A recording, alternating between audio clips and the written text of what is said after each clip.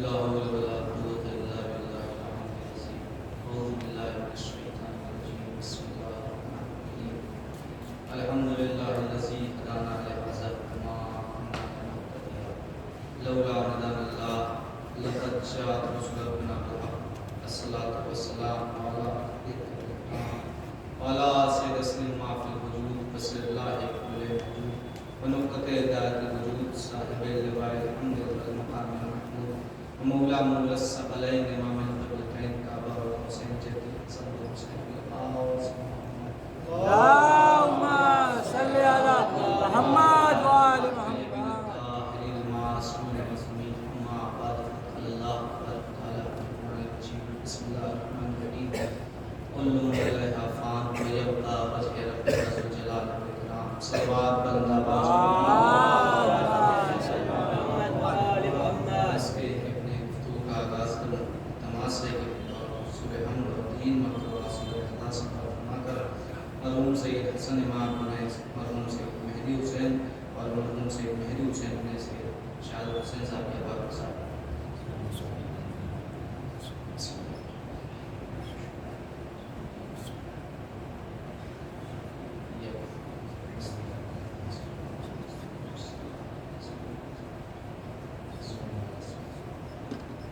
بسم الله الرحمن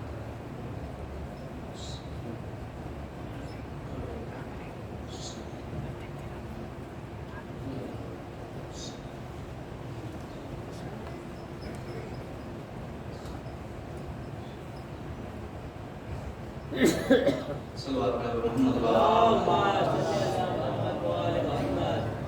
عزیز گرامی قدر بزرگان علیہ یقین جانے کہ یہ فرش عزائے حسین بڑی قسمت سے بڑی نصیبوں سے ہمیں ملا ہے اور آج ہم بہت سارے سوالات لے کر کے اس فرش عزا پہ آ گئے. سوال یہ ہے کہ امام کیوں نکلے؟ کوئی کہہ رہا ہے کہ امام اس لیے نکلے کہ روزے کو بچانا تھا، امام اس لیے نکلے کہ نماز کو بچانا تھا. لیکن اصل میں بچانا کس چیز کو تھا؟ اصل میں امام کا نکلنا کس کے لیے تھا؟ اس ایک مثال دوں گا. مثلا چوراہے پہ 4 لوگ کھڑے ہیں، 4 افراد میں یہ گفتگو ہو رہی ہے کہ جو سورج طلوع ہوا ہے، یہ آفتاب جو سر پہ چڑھ کے آیا ہے، یہ کیوں آیا ہے؟ تو کسی نے کہا بھائی یہ اس لیے آیا ہے کہ ہمارا کپڑا سوکھ جائے. کسی نے کہا بھائی ہم باہر سے ایک آلہ برتن لے کے آئے ہیں جس میں سورج کی گرمی سے کھانا بنتا ہے، یہ سورج اس لیے نکلا کہ کھانا بن جائے. کسان سے پوچھا گیا، اس نے وہی جواب دیا کہ سورج اس لیے نکلا کہ ہماری کھیتی ہو سکے. لیکن اصل میں سورج نکلا کس لیے؟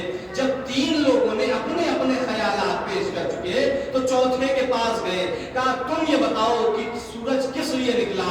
کہا بھائی آپ کا بھی کہنا صحیح ہے کہ سورج اس لیے نکلا کہ کپڑا سکھایا جائے. کہا آپ کا بھی کہنا صحیح ہے سورج اس لیے نکلا کیوں؟ اس لیے کہ اس سے کھانا بنایا جا سکے. کہا آپ کا بھی کہنا صحیح ہے سورج اس لیے نکلا تاکہ اس سے کھیتی کی جا سکے. لیکن اصل جواب یہ ہے کہ سورج اس لیے نکلا کہ جو پوری دنیا اندھیرے میں ہے اس سے نور کی طرف لے آئے، اجالے کی طرف لے آئے. بس امام اس لیے نکلے.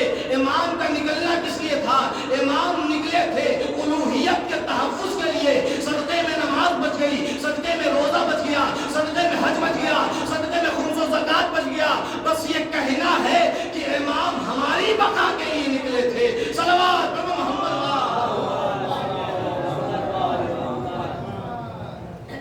امام ہم کو بنانے کے لیے نکلے تھے. امام کا نکلنا ہمارے لیے تھا. اور آج اگر ہم راہ راست پہ نہیں ہیں تو کوئی فائدہ نہیں مجلس امام حسین کرنے کا. اگر ہمارے اندر اتحاد نہیں ہے تو کوئی ضرورت نہیں ہے فرش عزا پہ آنے کی. کیوں؟ اس لیے یہ جو فرش ہے، یہ جو ذکر ہے، کربلا کی جو تاریخ ہے اس نے بتایا کہ بھائی کا بھائی پہ حق کیا ہے. یہ پیغام ہے امام حسین مظلوم کربلا کا کہ کس طریقے سے بھائی کے ساتھ وفا کرنی ہے, ایک چچا بھتیجے کا کیا رشتہ ہے, کس طریقے کے حقوق ہونے چاہیے, یہ ساری چیزیں. بہرحال ایک تفصیل ہے, ادھر نہیں جانا ہے. صلوات پڑھو محمد آپ بعض ذاکرین و خطبہ سے سنتے رہتے ہیں, بس میں نے جس آئے کریمہ کی طرف تشریف حاصل کیا ہے اس میں دو چار باتیں آپ سے, اس کی بات آپ کی رحمت تمام کہ سورہ رحمان میں وہ خالق کائنات کہہ رہا ہے کہ کلو من علیہا فان ویبقا وجہ ربک ذو الجلال والاکرام. ہر چیز دنیا میں جو بھی چیزیں ہیں کلو من علیہا فان, ہر چیز کو فنا ہے. ویبقا اور باقی رہ جانے والی چیز وہ وجہ ربک ذو الجلال والاکرام, تمہارے پروردگار کا چہرہ ہے.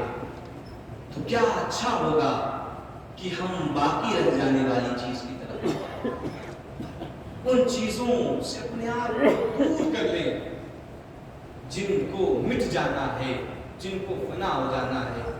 لیکن ہم ادھر جا ہی نہیں رہے ہیں, ہم وہاں آ ہی نہیں رہے ہیں جہاں ہمیں آنا تھا. ہم صرف زبان سے کہہ رہے ہیں امام امام, لیکن کیا اصل امام کو مانتے ہیں؟ نہیں مانتے. کیوں؟ اس لیے کہ آج ہمیں کوئی ضرورت ہوتی ہے, کوئی ضرورت درپیش آئے تو ہم دوسروں کے دروازے پہ چلے جاتے ہیں. دوسروں کے دروازے پہ چلے جانا اس بات کی دلیل ہے کہ آپ جو کہہ رہے ہیں وہ مان نہیں رہے ہیں. وہ قومیں پریشان ہوں, وہ قومیں خواب ڈرے جن کو جو لاوارث ہیں, لیکن الحمدللہ شکر پروردگار ہے کہ جس کا وارث پردے غیب میں موجود ہو اسے ڈرنے کی کیا ضرورت ہے. لیکن ہم ہیں کہ امام بہت سے افراد ہیں جن کو امام کا آنا بھی سمجھ میں نہیں آتا, امام کا پردے غیب میں رہنا بھی سمجھ میں نہیں آتا. کیوں نہیں سمجھ میں آ رہا ہے؟ بس ایک مثال دے دوں. صلوات پڑھو محمد میں قوم کے بزرگوں سے نہیں خطاب, اپنے ان بچوں سے, کیونکہ بزرگوں نے ہم نے جتنی مجلسیں پڑھی نہیں ہیں اس سے زیادہ انہوں نے سنی ہیں. ہمیں تو اپنے بچوں کے لیے پڑھنا, اپنے بھائیوں کے پڑھنا اور پڑھ کے آپ کی رحمت تمام کر دینی ہے کہ مقصد ختم ہو جانے کے بعد کوئی بھی چیز باقی نہیں رہ جاتی. جب مقصد ختم ہو جاتا ہے تو چیز ختم ہو جاتی ہے. مثلا مثال کے طور پر اس مجلس کا ٹائم تھا 8 بجے یا 8:30 جو بھی رہا, اور اب کوئی رات کے 12 بجے آئے اور آ کر کے یہ سوال کرے کہ عزا خانے کا دروازہ کیوں بند ہے, تو سامنے والا یہ کہے گا کہ بھائی آپ صحیح سلامت تو ہے. کیوں؟ اس لیے کہ مجلس کا ٹائم تھا 8 بجے, آپ آ رہے ہیں 12 بجے. کہا 12 بجے آ رہے ہیں تو کیا عزا خانہ کھلا نہیں ملے گا؟ کہا دیکھیے مقصد ختم ہو جانے کے بعد چیز باقی نہیں رہ جاتی. اب بھائی مقصد یہ تھا کہ مجلس کا ہونا, اب جب مجلس ختم ہو گئی معینہ وقت پہ, آپ جب یہاں آئیں گے تو نہ سامعین ہوں گے, نہ خطیب ہوگا, نہ مائک ہوگا, سب لوگ جا چکے ہوں گے. کہا کیوں جا چکے؟ کہا اس لیے کہ مقصد ختم ہو گیا.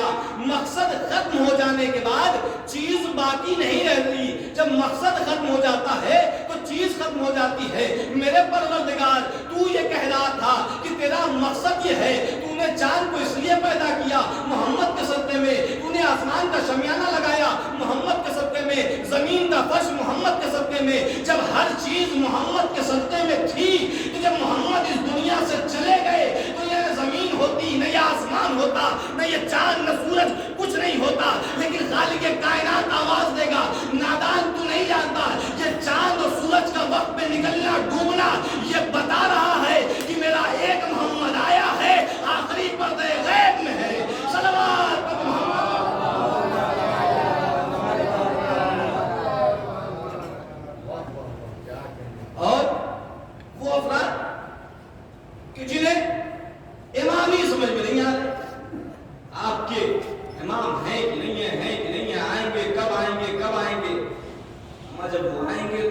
پتہ چل جائے گا. گھبرانے کی ضرورت نہیں ہے, پریشان ہونے کی ضرورت نہیں ہے. اور بس آج اس زمانے میں امام کی غیبت کو ثابت کرنا بہت آسان ہے. عقلی بات کر رہا ہوں, کوئی دلیل نہیں, کوئی فلسفہ نہیں, کوئی منطق نہیں. ابھی کچھ سال پہلے یہ اعلان ہوا کہ جعلی نوٹ بہت زیادہ چھپ رہے ہیں, اس لیے نوٹ بندی ہوئی. اس کے بعد الحمدللہ 2000 کے نوٹ مارکیٹ میں آ گئے. اب وہ بھی نوٹ بند ہو گئے. تو یہ جب 2000 کے نوٹ مارکیٹ میں آئے تھے, اس کے 2 ہی دن کے بعد سدھارتھ نگر میں ایک گاڑی پکڑی گئی جس میں بہت زیادہ 2000 کے جعلی نوٹ تھے. سدھارتھ نگر کی نیوز ہے. یعنی کل اعلان ہوا کہ نوٹ بندی ہوئی, 2000 کے نوٹ مارکیٹ میں آئیں گے, اور آج یہ گاڑی پکڑی گئی سدھارتھ نگر میں جس میں بہت زیادہ 2000 کے نوٹ لدے ہوئے تھے. تو سوال یہ پیدا ہوتا ہے کہ جس نے جعلی نوٹ چھاپا, وہ چھاپنے والا چاہیے یہ تھا کہ 3000 کا نوٹ چھاپ دیتا, چاہیے یہ تھا کہ 4000 کا نوٹ چھاپ دیتا. یہ 2000 کا نوٹ کیوں چھاپا؟ کہ مولوی صاحب آپ کو اتنی سی بات نہیں سمجھ میں آئی؟ اس نے 2000 کا نوٹ چھاپ کر کے یہ بتایا کہ جس کی اصل مارکیٹ میں موجود ہو اسی کی نقل بنائی جاتی ہے. تو آپ جا کر کے واٹس ایپ فیس بک سرچ کر لیجئے, صرف اور امام زمانہ لکھیے, بہت سے ایسے مل جائیں گے جو اپنے کو وقت کا امام کہہ رہے ہیں. تو یہ کہتے رہے, لیکن جب وہ آئے گا تو خود بخود پتا چل جائے گا کہ اصل کون ہے, نقل کون ہے. صلوات پڑھو محمد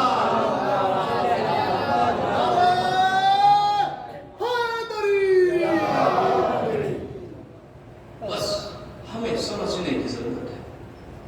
اور یہی یہ امام ہے, یہی معصومین ہیں جن کے ذریعے ہم خدا تک پہنچ سکتے ہیں. اور جس کا رابطہ اپنے پروردگار سے مضبوط ہو گیا, اسے کسی رابطے کی ضرورت نہیں پڑتی. ہم یہ سوچ رہے ہیں کہ 4 لوگ ہمیں مل جائیں, ہماری واپا کر دے, ہماری تعریف ہو جائے تو ہم کامیاب. نہیں, یہ 4 جو واپا ہے, یہ جو عزت ہے, یہ قابل تعریف نہیں. اور اگر 4 لوگ ذلیل کر دے تب بھی غمزدہ نہیں ہونا ہے. کیوں؟ کیونکہ اس کا وعدہ ہے نا, وہ تو عزت منتشا و تو ذل منتشا. ہم عزت دیتے ہیں, ہم ذلیل کرتے ہیں. تب گھبرانے کی ضرورت نہیں ہے, پریشان ہونے کی ضرورت نہیں ہے. رشتہ اس سے مضبوط کرنا ہے, اور جب اس سے رشتہ مضبوط ہو جاتا ہے تو انسان کس منزل پہ پہنچتا ہے ہم تو سمجھ ہی نہیں رہے ہیں, ہم تو سوچ ہی نہیں رہے ہیں. لیکن رشتہ جب وہاں سے مضبوط ہوتا ہے تو کس طریقے سے عطا ہوتی ہے وہ بھی سنیے. صلوات پڑھیے محمد وآل محمد.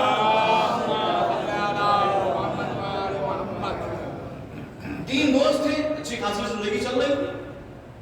اس میں سے ایک صاحب نکل کر کے کسی جگہ کے گورنر بن گئے اور یہ دونوں تنہا رہ گئے.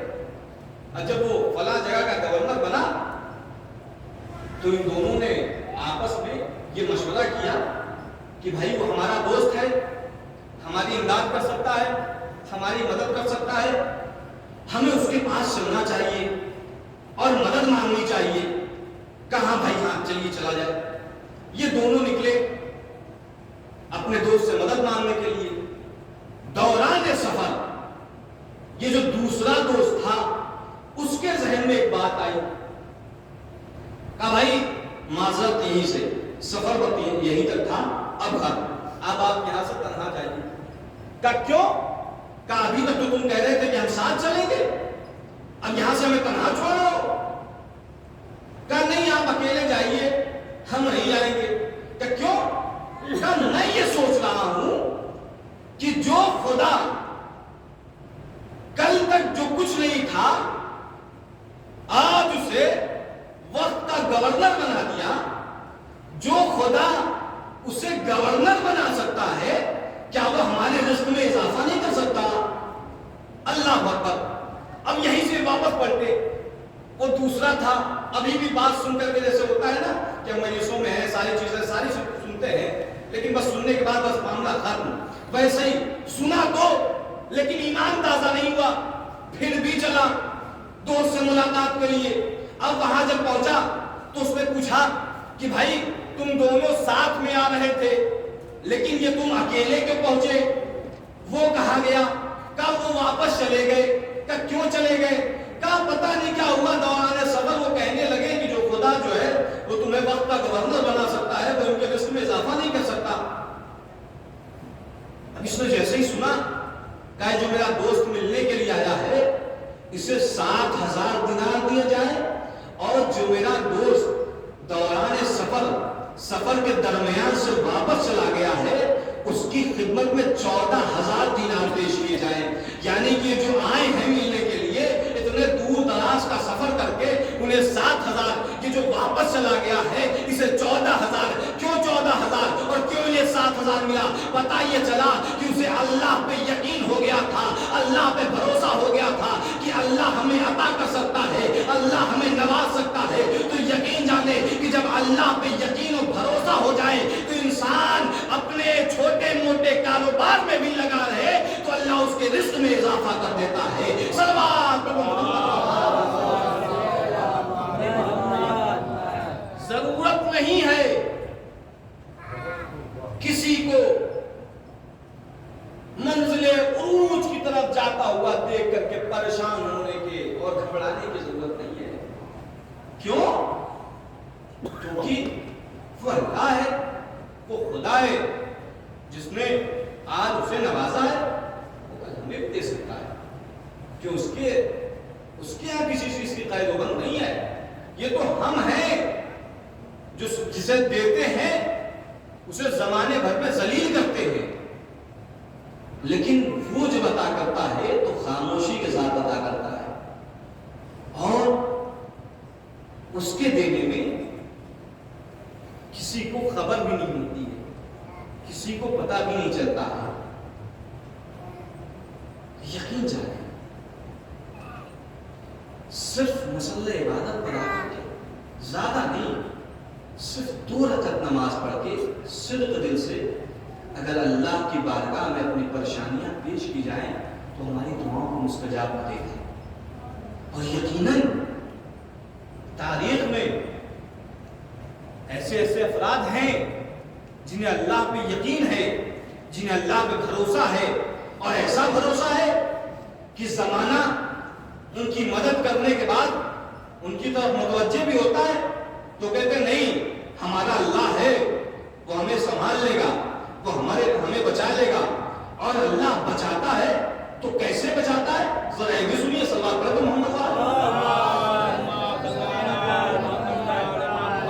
اللہ پہ جب یقین اور بھروسہ مضبوط ہوتا ہے تو کیا ہوتا ہے؟ ایک شخص ہے جو بڑا پریشان ہے, ایک ضعیف ماں ہے جس کی خدمت میں لگا ہوا تھا, اس کی خدمت کر رہا تھا. کہ ہوا کیا کہ اچانک اس کی ماں کی طبیعت خراب ہو گئی. ڈاکٹروں نے کہا کہ فوراً ایڈمٹ کرائیے, ٹریٹمنٹ فوراً شروع ہونا چاہیے ورنہ ہم نہیں بچا پائیں گے. ہاسپٹل لے گیا, ماں کو ایڈمٹ کرایا, کہا کتنی رقم؟ سامنے والے نے رقم بتائی, کیا اتنی رقم کاؤنٹر جمع کرائیے, ہم علاج شروع کرتے. اب پیسہ ہے نہیں, کرے تو کیا کرے. ماں کو ہاسپٹل چھوڑا, وہاں سے نکلا اور کہاں پہنچا؟ کہاں مسجد میں پہنچا. اور جو رات کا سناٹا ہے, نہ کوئی آنے والا نہ کوئی جانے والا, مصلی بچھایا اور دعا کر رہا ہے, اللہ سے دعا کیے جا رہا ہے, آل محمد کا وسیلہ دیے جا رہا ہے. اور ادھر ایک شخص ہے جو محل کے اندر اپنے بستر پر سونا چاہ رہا ہے, لیکن مخمل کے بستر پر اسے نیند نہیں آ رہی ہے. یہ پریشان ہو کر کے اٹھا, اٹھنے کے بعد سوچتا ہے کہ آؤ تھوڑا باہر ٹہل گھوم کر کے آئیں گے تو ہو سکتا ہے شاید نیند آ جائے. نکلا اور نکلنے کے بعد سفر کرتے کرتے کیا دیکھا کہ سامنے ایک بہترین مسجد ہے، خوبصورت مسجد ہے. اس مسجد کے اندر داخل ہو گیا. سوچا تھا تھوڑی دیر بیٹھیں گے، سکون ملے گا، واپس چلے جائیں گے. اتنے میں ایک آواز اس کے کانوں تک آئی جو اسے پریشان کر رہی تھی. کیا دیکھا؟ ایک شخص ہے جو مصلی عبادت پہ بیٹھا ہے، خدا سے دعا کر رہا ہے. پیچھے سے کندھے پہ ہاتھ رکھا. کیا مسئلہ ہے بھائی؟ کا مسئلہ یہ ہے کہ ماں کی طبیعت خراب ہے، ڈاکٹر نے اتنے پیسے کے لیے کہا ہے اور ہم کو اتنے کی ضرورت ہے اور یہی دعا کر رہے ہیں، انشاءاللہ اللہ عطا کرے. کہا اچھا گھبراؤ نہیں، پریشان نہ ہو. وہ گاڑی کے قریب گئے، وہاں سے چیک بک نکالا اور نکالنے کے بعد جو رقم بتائی انہوں نے وہ لکھی اور لکھنے کے بعد کہا یہ لیجیے صاحب، لے جائیے اور جائیے اپنے ماں کا علاج کرائیے. اچھائی سے رقم دے کر کے، چیک دے کر کے واپس اپنی گاڑی آ رہے تھے کہ پھر واپس پلٹے اور مسجد میں گئے اور جا کر کے اپنا کارڈ جیب سے نکال کر کے اس کو دینے لگے. اب وہ جو دینے لگے اس نے دیکھا کہ یہ کیا ہے؟ کہ یہ میرا ایڈریس ہے. آج تمہیں رقم کی ضرورت تھی، آج تو میں کسی طریقے سے یہاں چلا آیا اور میں نے تمہاری مدد کر دی. کل تمہیں پھر رقم کی ضرورت پڑے گی تو کیا کرو گے؟ کہاں تلاش کرو گے مجھے؟ یہ ایڈریس لو اور جب بھی ضرورت پڑے میرے یہاں آ جانا، ہم تمہاری مدد کر دیں گے. وہ کہتا ہے لے جائیے، اس ایڈریس کی ضرورت نہیں، اس پتے کی ضرورت نہیں، اس سے اچھا پتہ موجود ہے، اس سے اچھا ایڈریس موجود ہے. کہا جب اس سے اچھا پتہ اور ایڈریس موجود ہے تو وہیں جانا چاہیے تھا جہاں مصلی عبادت پہ کیا کر رہے تھے. کہا اتنی سی بات ابھی تک سمجھ میں نہیں آئی، میں وہیں بیٹھا تھا اور اسی سے دعا کر رہا تھا اور اسی نے تجھے وسیلہ بنا کر یہاں تک بھیجا ہے. صلوات محمد. بس ہم ہیں کہ سمجھ نہیں پا رہے. ہمیں جب کسی کی مدد کرنے کا موقع ملے تو شکر پروردگار ادا کرنا چاہیے. کیوں؟ اس لیے کہ اللہ نے بندے مومن کی مدد کرنے کے لیے ہمیں وسیلہ بنایا. شکر پروردگار. اور یقین جانے اس کی نگاہ کرم ہر وقت ہمارے اوپر ہے اور وہ ہمارے ہر افعال کو دیکھ رہا ہے. ہم تو کہتے ہیں نا کہ صرف ہمیں موت وہیں تک یاد رہتی ہے جب تک ہم کسی کو دفن کرتے ہیں اور جیسے ہی ہم واپس پلٹتے ہیں وہ ساری چیز ذہن سے نکل گئی کہ اب ہمیں بھی جانا ہے. ہمارے زندگی جینے کا طریقہ بتا رہا ہے. ہم جس حساب سے زندگی گزار رہے ہیں یہ سلیقہ بتا رہا ہے کہ ہم یہ سوچ رہے ہیں کہ ہمیں واپس پلٹنا ہی نہیں ہے. لیکن جسے واپس پلٹنا ہوتا ہے، جسے جانا ہوتا ہے، وہ وہاں کا انتظام کرتا ہے. اور انتظام بھی کیسے ہوتا ہے؟ یہاں سے زیادہ انتظام وہاں کا ہے. کیوں؟ یہاں سے تو بس ہمیں چلے جانا ہے اور وہاں ہمیں رہنا ہے. تو جہاں سے صرف گزرنا ہے، یہاں اگر مشکل بھی ہو تو چل جائے گا. مسئلہ وہاں کا ہے جہاں مستقل رہنا ہے. جب وہاں ضرورت آن پڑے گی تب ہم کیا کریں گے؟ تب ہم کیسے پریشان ہوں گے؟ تب ہم کیسے خوفزدہ ہوں گے؟ دیکھیے یہاں ڈر جائیں گے تو وہاں بچ جائیں گے. بس ایک مثال ہے، اس کے بعد رحمت تمام کروں گا. صلی اللہ علیہ محمد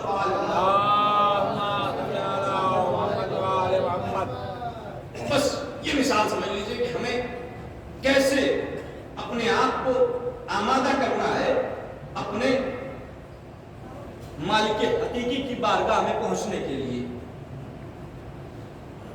ہر انسان روزی کی تلاش میں یہاں سے بیرون ملک جاتا ہے اور بہت سے افراد جاتے ہوں گے. ہم میں سے بھی بہت سے لوگ باہر رہتے ہیں، اپنے یہاں بھی آتے ہیں وہاں بھی جاتے ہیں. ایسے ہی دو دوست ہیں مثلا اور وہ باہر گئے اور جب وہاں پہنچے اس ملک میں رہے ہیں, رہنے کا سارا انتظام ہے, ساری چیزیں ہیں, بہت اہتمام سے رہ گئے. تھوڑے دن کے بعد اس ملک میں یہ اعلان کر دیا گیا کہ آپ یہاں سے واپس چلے جائیں, جو اس ملک کا نہیں ہے وہ یہاں نہیں رہے گا. اعلان ہو گیا, وہاں سے لوگ واپس پلٹ رہے ہیں. اب جب وہ واپس پلٹ رہے ہیں تو ایئرپورٹ پہ جو دونوں دوست کی ملاقات ہو رہی ہے, دونوں کے آنے میں بڑا فرق ہے. ایک وہ ہے کہ جو مسکراتا ہوا آ رہا ہے, ایک وہ ہے جو مرجھاتا ہوا آ رہا ہے. مسکراتے ہوئے چہرے نے پوچھا کہ مرجھائے ہوئے کیوں ہو؟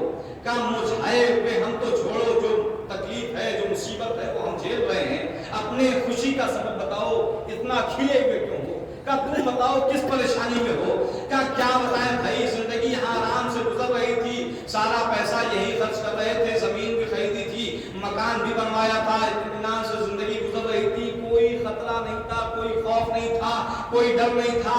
اب جب یہ کل اعلان کر دیا گیا ہے کہ اپنے ملک جائیے, تو اب یہ زمین تو ایئرپورٹ پہ لا نہیں سکتا, زمین میں تو پلین میں لوڈ کرا کے لے نہیں جا سکتا, یہاں سے کار تو بیرون ملک جا نہیں سکتی. اب کروں کیا؟ بس یہ ہے کہ یہاں پہ سب کچھ چھوڑ کے جانا ہے. کہا اچھا یہ بتاؤ تم اتنے کھلے ہوئے کیوں ہو, تم اس کے اتنے مسکراتے ہوئے کیوں ہو؟ کہا سنو, میں جو کچھ بھی کماتا تھا, اپنا جو کچھ بھی میرا حساب و کتاب تھا, اس کا تو 2 حصہ کرتا تھا. ایک حصہ اپنی ذات پہ خرچ کرتا تھا, ایک حصہ گاؤں میں میرے ماں باپ رہتے ہیں ان کے لیے بھیجتا تھا. اور ماں باپ نے بھی بڑی حکمت دکھائی, اپنی ذات پہ کچھ نہیں خرچ کیا, جو کچھ میں نے بھیجا سب میرے لیے جمع کیا. اور جب کل میں نے ابا سے پریشان ہو کر کے کہا کہ اب میں واپس آ رہا ہوں, اب میں یہاں نہیں آؤں گا, بڑی مصیبت میں ہوں, تو ابا نے بڑے اطمینان کے ساتھ کہا کہ بیٹے آرام سے چلے آؤ, میں نے تمہارے لیے یہاں زمین بھی خرید لی ہے, مکان بھی بنوا دیا ہے, سارا انتظام یہاں کر دیا ہے, پیسہ بھی موجود ہے, یہاں آ کر کے بزنس کر لینا. تو میں خوش اس لیے ہوں کہ جب میں یہاں سے وہاں جاؤں گا تو اطمینان کے ساتھ رہوں گا. بس یہ دو قسمیں ہیں, ایک وہ ہے جو موت سے ڈر رہے ہیں, ایک وہ ہے جو مالک حقیقی کی بارگاہ میں جانے کے لیے بے چین ہے. بے چین اس لیے ہے کہ جو ہمارے نامہ اعمال ہے ان میں ہم جان رہے ہیں کہ جب نامہ اعمال ہمارے مالک حقیقی کے سامنے پیش کیا جائے گا تو ہمیں مسکرانا پڑے گا, مرجھانا نہیں پڑے گا. صلوات پہ محمد.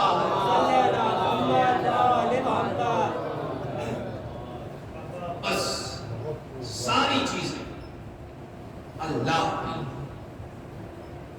کیوں؟ اس لیے کہ جو زبان چل رہی ہے فراٹے کے ساتھ اور آپ سن رہے ہیں, اس کی قدرت میں ہے, وہ چاہے تو حقیقت کر, ہم کچھ نہیں کر سکتے. کیا شکر پروردگار نہیں ہے کہ اس نے بولنے کا سلیقہ دیا؟ کن کن نعمتوں کا شکریہ کرے گی پروردگار؟ ہر کوئی زندگی تو نعمت گزر جائے گی شکریہ سے, اور سب سے بڑا شکریہ کہ اس نے ہمیں فرش عطا جیسی نعمت دی کہ ہم یہاں پہ آئے. یقین جانے جیسے دیگر قومیں ہیں کہ گمراہی کی طرف ہیں, انہیں ولادت شہادت نہیں معلوم, آج شکر پروردگار ہے کہ اس نے فرش عطا جیسی نعمت دی جس کی وجہ سے ہمارے قوم کے بچے ہر تعریف جان رہے ہیں, ہر ولادت شہادت جان رہے ہیں. بس یہ ہے کہ ہمیں یہاں تک آنا ہے, اور یقین جانے کہ آپ یہاں تک آئے. 29 ذوالحجہ کا چاند نمودار ہوا, آپ نے عزا خانے سجا دیے, آپ نے فرش عزا بچھا دی, آپ مصلی پہ ہیں, آپ فرش عزا پر ہیں, ساری چیزیں ہیں. لیکن جو یہ 29 ذوالحجہ سے آپ مجلسیں کر رہے ہیں مسلسل, آج 14 محرم گزر گئی. ایک وقت وہ آتا ہے جہاں پر آ کر کے آپ تھک جاتے ہیں, اور جس میں کہتا ہے کہ تھکن ہو رہی ہے, تھوڑی دیر بعد مجلس میں جائیں گے. لیکن ذرا سمجھیے کہ وہ ماں جو ہر مجلس میں جا رہی ہے صرف اس لیے کہ ہمارے حسین کے زخموں کا مرہم دے, وہ ماں صرف فرش عزا پر اس لیے آ گئی ہے کہ اس کے لال کے زخموں کا مرہم دے سکے. اور یہ ماں ایسے ہی آتی, یہ ماں بقی کے اجڑے ہوئے قبرستان سے اٹھتی ہے، شام جاتی ہے، شام والی بی بی کو لیتی ہے اور یہ قید خانے جاتی ہے اور 4 برس کی بی بی اور فرش عزا پر آتی ہیں. روایت میں موجود ہے کہ 3 بیویاں فرش عزا پہ ہم سے پہلے موجود ہوتی ہیں. اور جب یہ آپ تڑپ کے گریا کرتے ہیں، تڑپ کے روتے ہیں نا، تو یہ 4 برس والی بیوی پوچھتی ہے دادی جان یہ کون افراد ہیں جو ہمارے بابا پہ اس طریقے سے گریا کر رہے ہیں، اس طریقے سے آوازہ کر رہے ہیں؟ کہتے بابا کے عزادار ہیں، یہ تیرے بابا کے غمخوار ہیں. دادی جان کاش کے عزادار کربلا میں ہوتے تو ہمیں تماچے نہ لگائے جاتے، ہمیں کانوں سے گنڈے نہ کھینچے جاتے، ہم پہ تازیانے نہ برسائے جاتے. اور زہرا خدا آپ کو کوئی غم نہ دے سوائے غم شہید و شہدا کے، بس آپ کی رحمتیں تمام کر دیا جاتا. تو بس روایت ہے زیادہ محسوس کر لینا. بس بڑے آہستہ سے پڑھوں گا، کیوں اس لیے کیونکہ مسائل بس تصور کا نام ہے زیادہ. بس فرش عزا پہ بیٹھ کے یہ سوچ لیا جائے کہ 18 بھائیوں کی بہن تھی زینب جس کے سر سے چاہتا مر جانے کے لیے جملہ کافی ہے زیادہ. بس محسوس کر لینا زیادہ. وہ سننا چاہو گے شہزادی ہند ہے، شام میں ہے. جب اس کی کنیز بازار سے لوٹی نا تو بڑے بے چینی کے عالم میں لوٹی اور اس کے سر سے ردا ہٹی ہوئی تھی. ہند نے دیکھا سر سے پیر تک، تیرے سر سے ردا کیوں ہٹی ہوئی ہے؟ میں ہاتھوں کو جوڑ کے عرض کروں گا اے ہند، کنیز کے سر سے ردا ہٹی ہوئی دیکھی تو پریشان ہو گئی. کیا کرے گی جب شہزادیوں کو بے مکرو اچھا کر دیکھے گی؟ ہند کہتی ہے کیا بات ہے اتنی پریشان کیوں ہو؟ کہا میں نے قید خانے میں نے بازار میں ایسے ایسے قیدی دیکھے ہیں جس سے میرا دل لرزتا ہے، جس سے میرا دل کانپتا ہے. کہ کیسے قیدی دیکھے ہیں؟ میں نے کہا ایسے ایسے قیدی دیکھے ہیں کہ جن کے ہونٹوں پہ پپڑیاں پڑی ہوئی ہیں، ایسے ایسے قیدی دیکھے ہیں جن کے جسموں میں چلنے کی طاقت نہیں ہے، جو روحوں کی حالت میں چل رہے ہیں.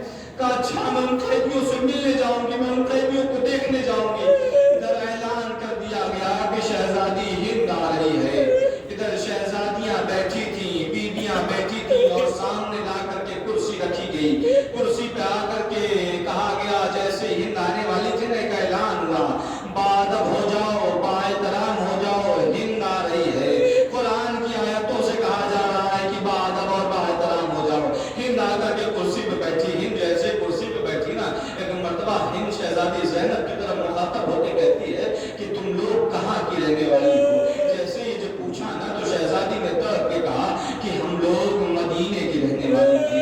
مدینے کا نام سننا تھا. ہند کرسی سے اتری زمین پہ بیٹھ گئی. زمین پہ بیٹھی نا، ایک مرتبہ ہند نے پھر پوچھا مدینے میں کہاں کے رہنے والی ہو؟ کہا محلے بنی ہاشم. محلے بنی ہاشم کا نام سننا تھا تو زانو ہو کر کے بیٹھ گئی. کہا اے محلے بنی ہاشم میں کہاں کے رہنے والی ہو؟ کہا سنو اے ہند یہ بتاؤ اتنا احترام کیوں کر رہی ہو؟ کہا تمہیں نہیں معلوم؟ ارے مدینے میں میرا آقا حسین رہتا ہے، مدینے میں میری شہزادی زینب رہتی ہے. کہا کیا تم اپنی شہزادی کو یہاں دیکھو گی تو پہچان لو گی؟ کہا ہند کہتی ہے خاموش ہو جاؤ، کیوں؟ اس لیے میری شہزادی کا نام اس بھرے دربار میں نہ لو. کہا کیوں نہ لوں؟ کہا اس لیے میری شہزادی زینب کے 18 بھائی ہیں اور 18 بھائیوں میں ایک بھائی عباس ہے، اور جس کا عباس جیسا بھائی ہونا اس کی بہنیں بے مکنا و چادر دربار میں نہیں آتی.